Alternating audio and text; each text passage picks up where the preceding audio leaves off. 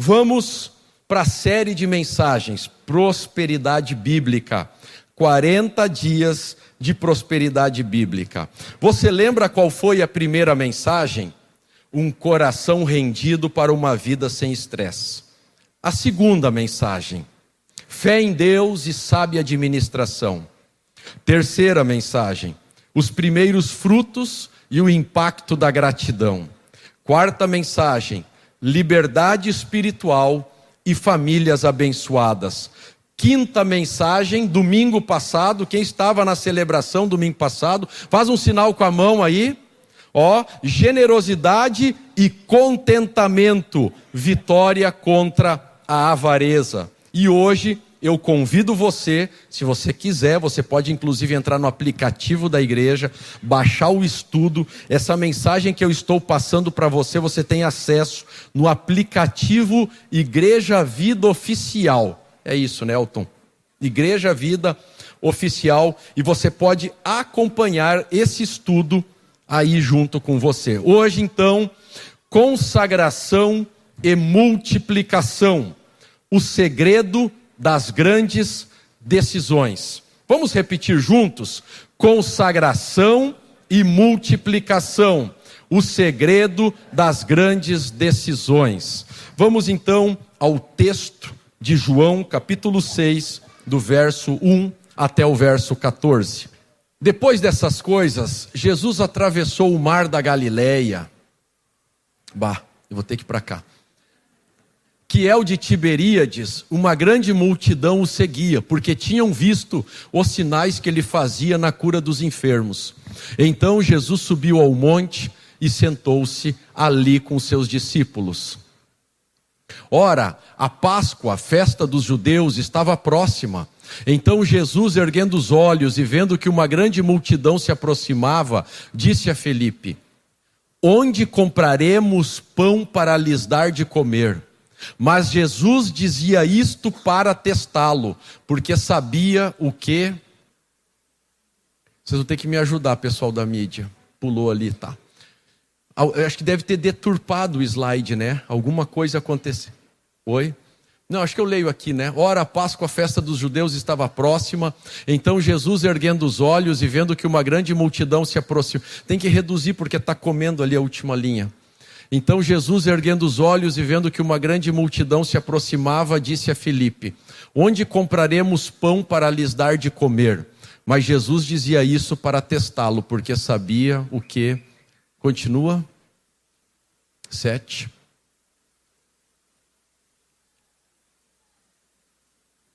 Dá a Bíblia aqui, amor. Vamos. Opa, agora mudou de novo. Filipe respondeu: nem mesmo 200 denários de pão seriam suficientes para que cada um recebesse um pedaço. Um dos discípulos, chamado André, irmão de Simão Pedro, disse a Jesus: aqui está um menino que tem 5 pães de cevada e 2 peixinhos, mas o que é isso para tanta gente? Jesus disse: façam com que todos se assentem no chão. Havia muita relva naquele lugar. Assim os homens se assentaram e eram quase 5.000. Então Jesus pegou os pães e, tendo dado graças, distribuiu-os entre eles, e também igualmente os peixes, tanto quanto queriam.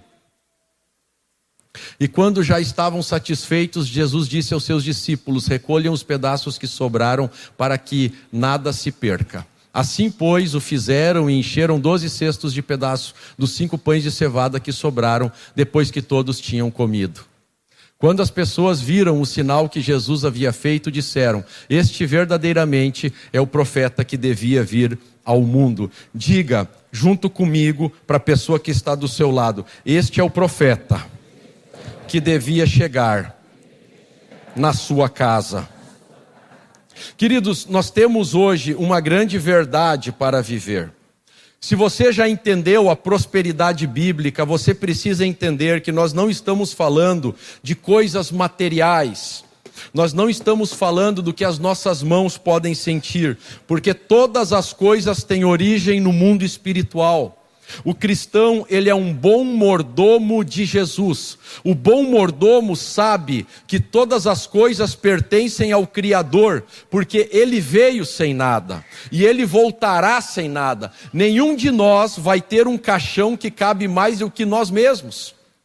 Ninguém nunca levou o que conquistou durante a vida. Isso fica para os outros. Então nós precisamos entender o que é mordomia. Mordomia é eu compreender que eu sou o gestor, eu sou mordomo das coisas que são de Deus. E como bom mordomo, eu prospero quando eu sou fiel no meu coração a Deus, mas ao mesmo tempo o dono de todas as coisas tira da mão de alguém e diz assim: você não está sendo fiel, e repassa para outra pessoa. Por isso você vai perceber que tem muitas famílias que mudam constantemente.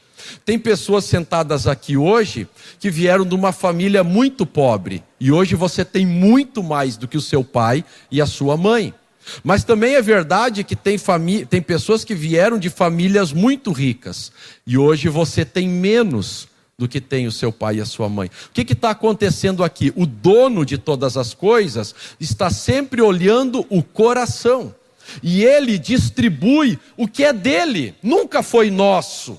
Por isso, quando nós gerimos os bens, os recursos e as riquezas dessa terra, precisamos fazê-lo com o coração para ser aprovado por Deus, porque é Deus que dá e é Deus que tira.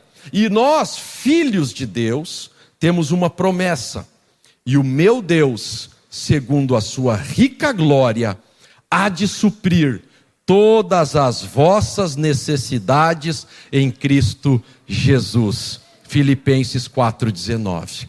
Se a Bíblia diz que Deus há de suprir todas as nossas necessidades, deixa eu fazer uma pergunta para você: por que você passa necessidade?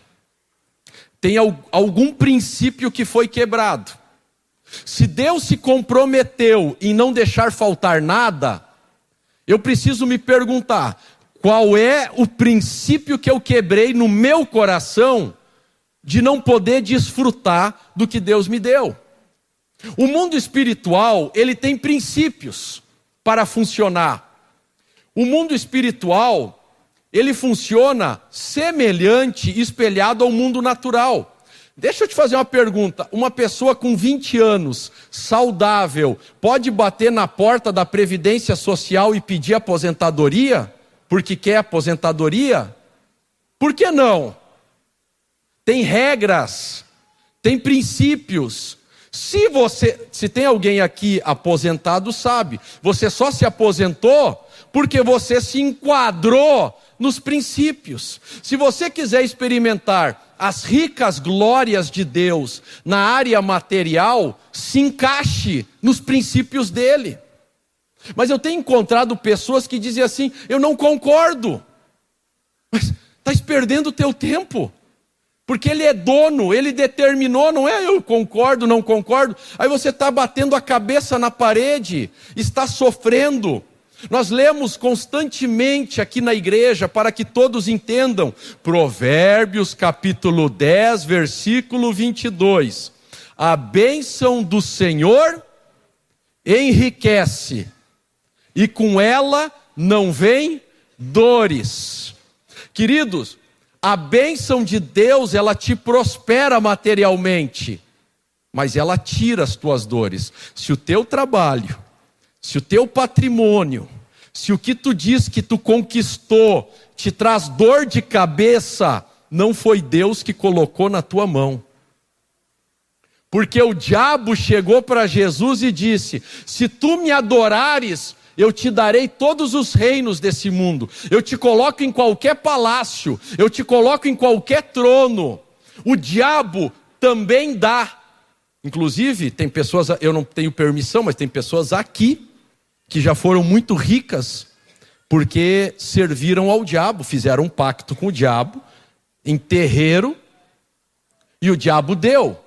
Só que a pessoa disse assim: eu agora me converto a Jesus, e eu abro mão de tudo que o diabo me deu. Quero ser mais feliz com menos do que ter as coisas que o diabo me deu. Então presta atenção aqui. A bênção do Senhor, ela pode até te dar patrimônio, recursos, riqueza, conforto, alguns luxos, alguns mimos, mas ela não traz dor de cabeça. O que Deus dá vem com paz. A família, ela fica melhor. Se os bens materiais tiram a paz da família, eu pergunto a você, será que é Deus que está dando? Pergunte para a pessoa que está do seu lado. Você, para o milionário mais próximo de você, aí, vê se tem um milionário aí, pela cara você vê. Pergunta assim, está muito difícil essa vida? Diga assim, se está difícil não vem de Deus. Deixa eu contar um testemunho para você. Jesus disse, busquem em primeiro lugar o reino e a sua e todas. Então, se eu colocar o reino de Deus em primeiro lugar, o que vai acontecer? Todas as coisas serão. Isso é um princípio. Lembra que eu falei da aposentadoria? Te encaixa nesse princípio. E aí você vai entender por que em Filipenses 4,19 diz que, segundo a riqueza da glória de Deus, Ele vai suprir todas as nossas necessidades. Primeiro princípio, colocar Deus em primeiro lugar. Quer ver uma coisa? Pessoal ali da mídia, presta atenção aqui em mim. Eu quero contar um testemunho para você. Nessas 18 horas de viagem até o Ambo, solta o primeiro vídeo, pode ser? Depois eu conto o que aconteceu. No meio do nada, meus irmãos, o carro que estava nos guiando estragou. O ônibus é problema. Eu também. Deixa eu tirar a sapata. Ele vai desligar? O que ele vai fazer? Tá dando mais? É porque ele quando freia ferro com ferro. Calma aí, espera que aí fica freio com ferro com ferro. Então, gastou a pastilha de tanto buraco, de tanto freio. E homem é engraçado. Nós somos engraçados, né, irmãos? Porque homem sempre entende de tudo. Tinha 300 mecânicos ali para dar opinião do que tinha que fazer. Cara, essas coisas... Assim, se tem alguém aqui na nossa igreja que faz isso que eu vou falar agora, eu vou falar para ti, homem, tens que te converter. Porque o cara me faz uma viagem de 700 quilômetros sem macaco e chave de roda, num carrão daqueles ali, ainda guiando missionários. Poxa, gente, tem que ter um pouco de cuidado. Mas enfim, gastou a pastilha, estava no ferro, estava gritando. E aí, o motorista não queria mais viajar porque ele estava com medo que a roda travasse. E se a roda travasse, nós íamos ter um problema pior. O que nós fizemos? Tiramos a roda, pegamos do ônibus a chave de roda, o macaco do ônibus, e tiramos a roda e tiramos a pastilha. Não tinha nenhum mecânico ali. Mas nós fomos descobrindo e demos um jeito. Sem internet, sem comunicação com nada, no meio do nada, só umas casinhas. Graças a Deus por essas casinhas. Quando foi para colocar a roda de novo, perderam as porcas. Porque vocês viram, naquele escuro, todo mundo mexendo ali, eu não filmei essa parte, eu só filmei antes de tirar a roda. Perderam as porcas e não achavam, e nós parados lá, cadê as porcas e não sei o que, do nada, os homens fizeram o que tinha que fazer. Põe o próximo vídeo aí. Olha o que a gente fez então. Deus sempre quebra o orgulho do homem. Temos que orar por ajuda. Os homens se desesperaram e começaram a orar. Lá na frente, no pisca-alerta, Deus faz um milagre agora. Em nome de Jesus. Deus, e nós clamamos pelo teu socorro, Pai. Nós estamos na tua missão. Nós estamos aqui, Pai, debaixo do teu envio. Nós planejamos, oramos, Pai, e não é a primeira vez que enfrentamos, Pai, uma situação adversa dentro de Angola, Pai. Mas sabemos que o Senhor tem algo, um plano para essa nação. E nós não ficaremos com outro plano que não é o seu. Então, Deus, não tem outra alternativa para nós. Nós clamamos ao Senhor e pedimos a tua intervenção agora, Pai, como não tem nenhuma Amém. comunicação com os nossos irmãos. Vamos orar, né, irmãos? Sabemos que todos estão em intercessão também. As Ó Deus, e nós amamos esse povo, amamos essa terra. As porcas, não botamos a roda e não tinha as porcas. O que aconteceu depois da oração? Depois da oração me aparece do nada, no meio do escuro, porque lá em Angola a energia elétrica é pré-paga. Não é que nem aqui que você usa e paga depois, é pré-paga. E o que acontece, meus irmãos? As pessoas à noite dentro de casa, nos poucos lugares, ali era de madrugada, estava todo mundo dormindo, mas ali naqueles horários 8, 9 horas da noite, eles usam só o flash do celular para iluminar dentro de casa, que é mais barato carregar o celular do que ligar uma lâmpada para eles. Então eles usam só a energia do celular e não tem iluminação pública. Eles agora têm energia elétrica 24 horas, mas não tinham, porque foi durante o governo Lula que o BNDES, através da Odebrecht, fez uma obra lá, uma represa que resolveu o problema da energia elétrica. Então agora tem direto energia. E aí me aparece do nada um vivente. Põe a foto do vivente ali. Estou eu caminhando ali, orando, me aparece. Irmãos, ele me aparece com ela no ombro assim, ó, com a arma. Veio caminhando na nossa direção. E aí eles orando, eu fui na direção desse senhor. Fui puxar assunto. Boa noite, meu amigo. Fui simpático, porque com o homem armado tu tem que mostrar os dentes. Boa noite, meu amigo. Como é que o senhor está? É muito perigoso por aqui? Eu perguntei, ele disse, era perigoso. Depois que eu matei todos, agora está tudo certo, está tudo em paz. Sério, irmãos, não é brincadeira, ele me respondeu isso. E eu estava com o celular na mão, aí eu falei assim, eu gostaria de poder mostrar o trabalho que o senhor faz no Brasil. O senhor permitiria eu tirar uma foto? Ele disse sim. Ele pegou, tirou a arma do ombro e parou na posição ali, e eu tirei a foto. Aí ele me perguntou assim, olha o Deus que segundo a sua riqueza diz, vocês não terão necessidades. Aquelas porcas eram uma necessidade? Irmãos, adiantava ter dinheiro se tu está no meio do nada e tu não tem como comprar porca, não tem um lugar que... Você entende por que o cristão ele não se baseia no poder do dinheiro?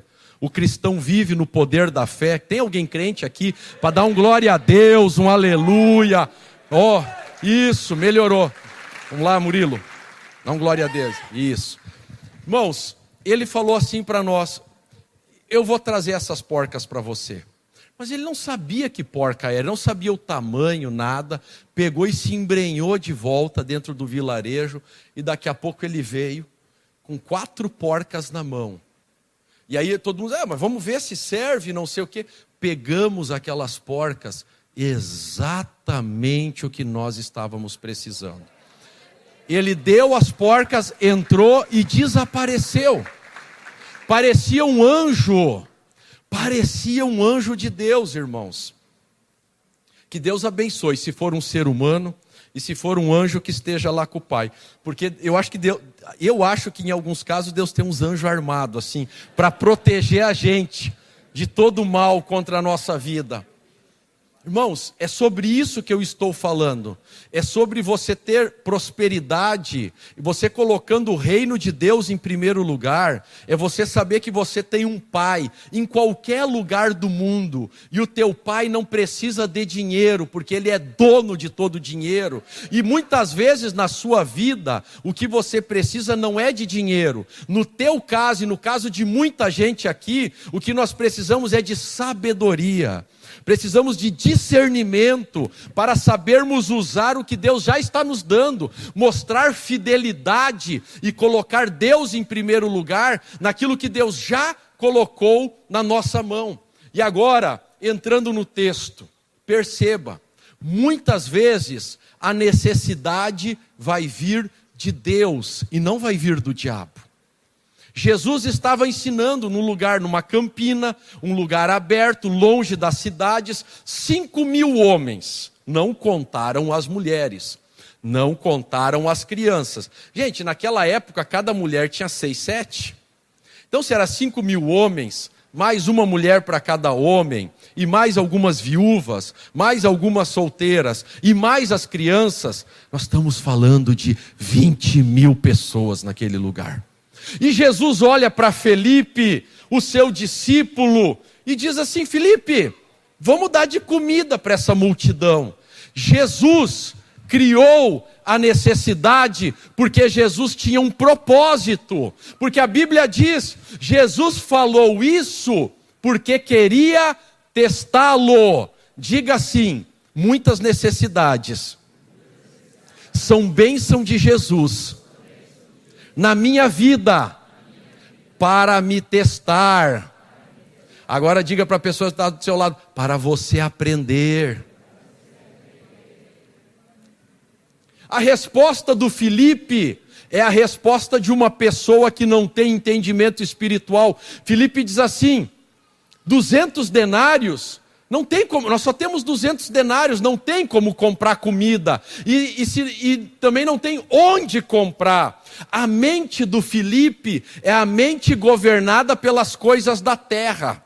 E aí vem um problema, querido. Tem uma criança naquele lugar que ouve a conversa. E sabe por que Jesus disse que nós tínhamos que ter um coração igual das crianças? Você sabe por quê? Porque criança, se você pegar um maço assim, de nota de R$1, um maço assim, e a criança tiver uma nota de R$200, ela troca aquele maço de R$1 por uma nota de R$200, porque para ela é quantidade, ela não tem noção de valor. Você já viu isso, que criança é assim? Criança tem o coração diferente do nosso. Nós temos o coração sujo por causa do dinheiro. Quando Jesus fala alguma coisa para nós, nós pensamos em números. Nós somos escravos de números. Mas Deus quer nos levar num outro plano, num outro patamar. Deus quer nos levar, elevar para um estilo de vida onde provisão de Deus é algo normal, onde o milagre sobrenatural da multiplicação faz parte do nosso dia a dia. Porque quem é filho anda com o pai, e o pai anda com o filho e manifesta seu poder na vida dele.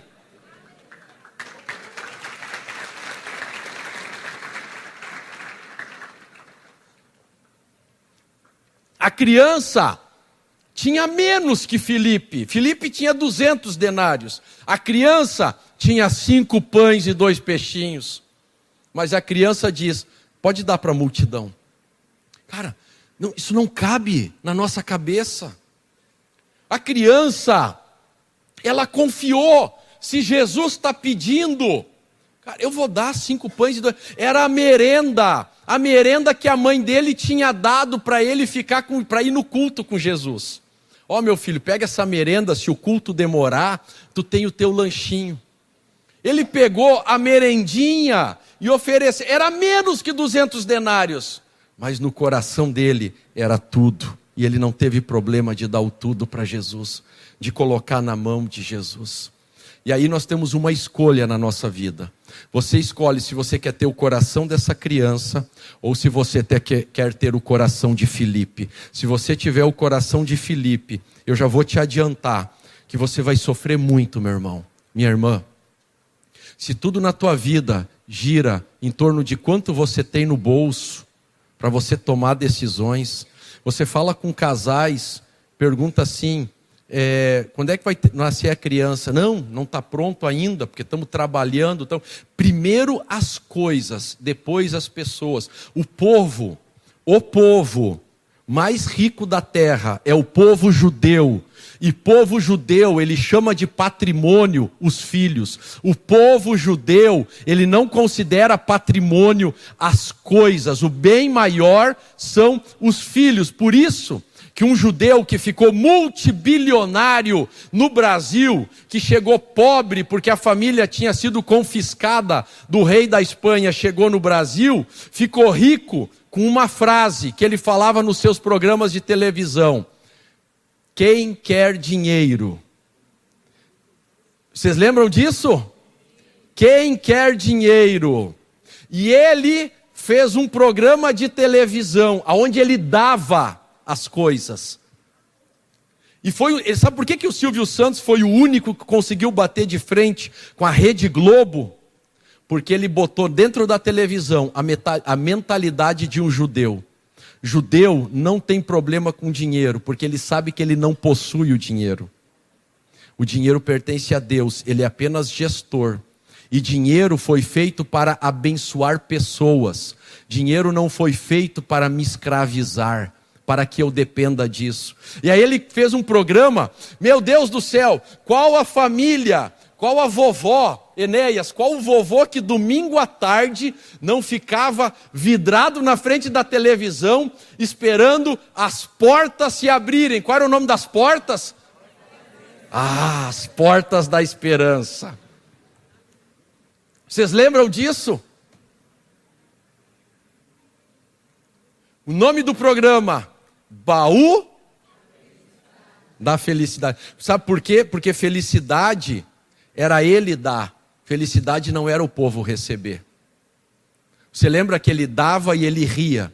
Por trás disso nós estamos falando de uma teologia, de uma filosofia de vida, de pessoas que prosperam. Eu oro a Deus para que esse culto hoje possa abrir a sua cabeça e te fazer uma pessoa nova e espiritual em relação ao dinheiro e às coisas dessa terra. Então eu quero apresentar para você rapidamente 3 princípios para você experimentar a multiplicação sobrenatural. Mas eu quero só falar para pessoas que querem aprender. Quem aqui quer aprender 3 princípios de multiplicação financeira sobrenatural na sua vida? Amém? Então olhe para a Bíblia, princípio número 1. Não tem slide, né? Tá. Princípio número 1. Precisa ser consagrado a Deus antes de poder ser multiplicado. Preste atenção nisso. Se os discípulos tivessem pego o pão do menino e dado para as pessoas, eles teriam multiplicado escassez, eles teriam multiplicado miséria. Tem algumas pessoas que às vezes querem ajudar, mas eles estão multiplicando miséria, eles estão multiplicando escassez. Primeiro, coloca na mão de Jesus, Jesus consagra. E aí ele diz, repartam, distribuam. O milagre não acontece na mão de Jesus. O milagre acontece na mão do que é generoso. Quando eles repartiam, o milagre acontecia. Então, muitas vezes na nossa vida, nós não entendemos esse princípio. Por exemplo, vamos voltar à viagem de Angola. Doutor Vinícius e a doutora Bruna, que foram lá para Angola. E foram lá. Gente, eles atenderam. Chegou perto de 100 pessoas, tá? Eles chegavam esgotados à noite. E a gente estava dormindo pouco. Vou lá para Angola levar minha medicina a ajudar. Sabe por que eles foram bênção em Angola? Porque lá na cidade e na igreja deles, eles também já estão praticando a doação da medicina. Agora imagina um médico aqui de Rio do Sul, que nunca fez nada para ninguém, que nunca deu nada para irmão nenhum da igreja. Aí ele quer ir lá para Angola. O que ele está fazendo? Ele não colocou na mão de Jesus. As mãos de Jesus estão dentro da igreja. É o lugar, se você quer colocar na mão de Jesus, está dentro da igreja. Sabe por que o povo judeu que se converteu à igreja primitiva, você lê o livro de Atos dos Apóstolos, depois do Pentecostes, depois que Jesus subiu ao céu, eles começaram a vender tudo e colocar aos pés de Pedro, Tiago e João. Sabe por que eles faziam isso? Porque para o judeu, a coisa mais importante é família, é filho. E lá na cruz, Deus deu o filho. Então para eles darem todos os seus bens materiais para Jesus, não era nada para quem deu um filho. Mas no mundo de hoje, as coisas estão invertidas. Então nós lemos aqui na Bíblia e não conseguimos fazer uma imersão cultural dentro da Bíblia, e não conseguimos entendê-la. Nós entramos em choque, porque você tem que entender a Bíblia a partir do contexto histórico e geográfico dela. Você está lá em Jerusalém, está lá no Oriente Médio a história, está lá no meio do povo judeu. Você tem que contextualizar para você poder interpretar. Você não pode pular 2000 anos e bater aqui. E aí nós conseguimos entender o valor das coisas. Sabe quando é que alguma coisa multiplica? Sabe quando nunca vai faltar na nossa vida? Quando nós colocamos na mão de Jesus. Só que essa é a parte que deixa as pessoas endemoniadas. E talvez alguém possa até entender que eu, como pastor, estou usando essa mensagem com segundas intenções. Olha para a minha cara, se eu tenho cara de quem quer alguma coisa, de quem precisa de alguma coisa, meus irmãos. Antes de inventar história, olha para a minha cara. Não preciso, irmãos. Não quero. Irmãos, aqui na igreja, pastores não colocam a mão no dinheiro. Existe todo um conselho administrativo, eleito, designado para fazer isso. Isso me dá toda a autoridade para falar do assunto com liberdade. Você está entendendo isso? Nessa casa nós temos autoridade porque temos coerência. Cadê o teu amém? E nessa casa você pode confiar. Então eu estou ensinando para você um princípio que eu ensino dentro da minha casa. Que está aqui a minha esposa, que eu ensino para os meus filhos, que eu ensino para os meus discípulos, e todos os meus discípulos que praticam já experimentam o milagre de Deus, porque todo o que crê na palavra e cumpre o princípio da palavra, vai experimentar na sua vida. O pai que diz, nenhuma necessidade os meus filhos vão ter. Se tem necessidade, é porque está quebrando um princípio. Vamos dizer isso para a pessoa que está do nosso lado? Se tem necessidade, é porque quebrasse um princípio. 2. Precisa ser distribuído antes de ser multiplicado. E repartiu entre os que estavam assentados, tanto quanto queriam. E fez o mesmo com os peixes. Eu gosto quando a Bíblia diz tanto quanto que, quando Deus põe a mão e Deus abençoa, você não fica mais preocupado, porque você colocou na mão de Jesus, e agora você distribui, você reparte, e o que acontece com a sua vida? As preocupações acabam, porque você é apenas um filho obediente, e você entra no descanso de Deus. Queridos, aqueles 5 pães, não tinha nenhum mesquinho dizendo assim, pega um pedaço bem pequenininho. Irmãos, eu lembro dos almoços de Dia dos Pais, na casa da minha avó, da avó Lucchese, de Lucca, Toscana, Itália, da avó italiana. Ela fazia um pudim no Dia dos Pais, que Deus a tem, ela está com o Senhor. Mas aí, irmãos, diante de Deus, eu já contei isso para a Karina, ela ficava medindo, gente, criança quando vê pudim, e ela ficava medindo os pedaços para dar para todo mundo. Irmãos, aqui está um homem que foi liberto de uma família que tinha espírito de escassez. Irmãos, tem uma coisa que eu faço na minha vida, eu vou com liberdade, eu sou generoso, eu distribuo. Sabe o que acontece comigo? Sou mais abençoado. Porque quando você é generoso, você não precisa ficar pedindo. Você pede porque você é generoso. Por que o mendigo é mendigo? Porque ele só pede, ele nunca dá. Escassez pertence a quem é preocupado. Se tem alguém aqui de família italiana, sabe como é que é. Sabe o que eu estou falando? Irmãos, fazia o pão no sábado e tinha que comer o pão até sexta. Na sexta-feira, aquele pão, se tu jogasse na janela, quebrava o vidro. Vocês lembram disso? Fazia naquelas formas. Quem é que é dos antigos? O azeite vinha em lata. Quem é que lembra do azeite em lata? Aí abria a lata e fazia. Lembra, Orival, lembra disso? E fazia a forma do pão na lata. Vocês lembram disso, gente? Só eu sou velho. Aqui, ó, Tomil lembra. Tem gente, ali, ó, bastante gente que lembra. Aí fazia o forno do pão no sábado para a semana inteira. Gente, o pão do domingo era o melhor. Passava manteiga, casquinha crocante, macio. Rodrigo, na quinta-feira, aquele pão já era uma rapadura. Já não dava mais. Nós tínhamos um espírito de escassez. Eu lembro, fervia o leite. Irmãos, eu merecia um laço, porque eu era uma criança enjoada. Fervia o leite e muitas vezes quando botava no café o leite vinha nata. Oh. Irmãos, quem mais sofria com aquela nata assim de comer, que dava ânsia?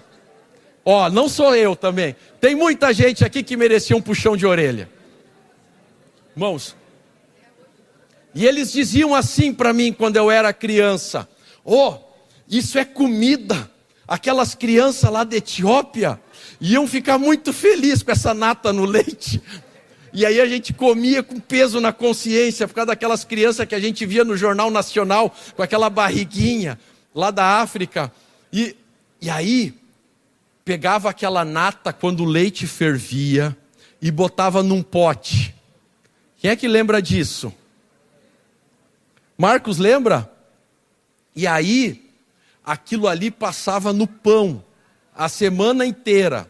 Só que aquela nata na geladeira começava a ficar amarela. Aí na quinta, na sexta-feira, já comia aquela nata já quase como manteiga, dura, e aquele pão duro. Bom, hoje, você gostaria de comer pão duro? Irmãos, nós fomos marcados com o espírito de escassez. Um espírito que vai faltar, vai acabar. Deixa eu te dizer, só tem uma coisa que nos liberta da escassez: generosidade. Tudo que tu tem na tua casa, que faz 1 ano que tu não usa, pega e dá para os outros. Olha no teu... Irmãos, nós praticamos isso, eu e minha esposa. Tudo que tu não usou durante 12 meses é para outra pessoa, não é mais para ti. Quanta coisa está lá mofando. Eu sei que ninguém vai levantar a mão porque dá vergonha. Os nossos armários estão cheios. Irmãos, as nossas esposas poderiam ser chamadas de centopeia, de tanto calçado que tem nas nossas casas. Irmãos, roupeiro, pessoas prósperas não acumulam coisas inúteis. O que Jesus disse? Põe tudo no cesto, nada vai fora. Irmão, 5 pães e 2 peixinhos, sobrou 12 cestos. Ainda serviu para voltar na viagem, comendo durante a viagem. Então aprenda, é na generosidade que você prospera. E eu sei que tem algumas mulheres que estão meio endemoniadas agora, porque aquele calçado já faz 3 anos que está lá na caixa, mas vai ter algum momento que ela vai usar. Não vai usar. Não, e o que é pior, guarda na caixa, e no dia que tem um casamento, vai lá e compra outro, para usar no casamento, no aniversário, na festa. Tão brabas comigo, né? Irmãos, me defendam, irmãos. Não tem um irmão para dar um glória a Deus, dizer, pastor está certo, pastor, é isso aí, pastor. 3, precisa ser testificado com satisfação e abundância. Eu vou ler para você algumas promessas de Deus aqui.